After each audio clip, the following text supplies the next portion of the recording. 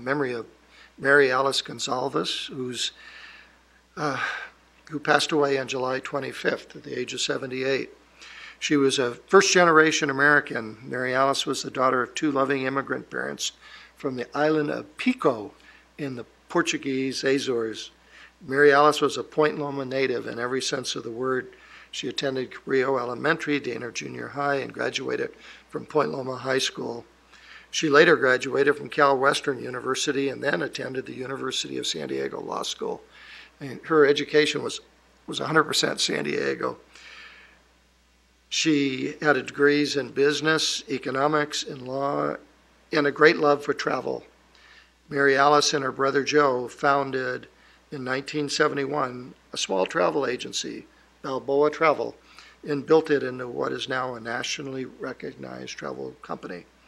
From her early childhood, she embraced the Portuguese heritage and relished in her culture, not only maintaining ties to her community, but also making great contributions as well.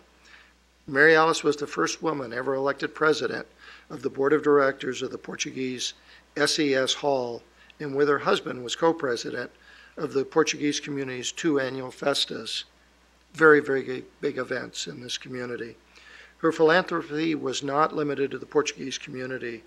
Usually, quietly, her generosity extended to a multitude of causes, including the New Monarch School for homeless children on Newton Avenue, where she recently proudly showed me the mural that she had donated that celebrates the history of the fishing industry in that area.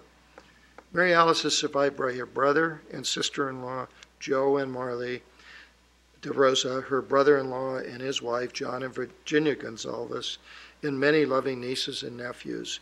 Her husband, Avi, who passed away in 2009, was also a good friend and really a good person in this community. Mary Alice had an adventurous spirit and deeply cared for her community. Our thoughts, our prayers, and our good wishes are with her family at this time. Thank you, Mr. Chairman.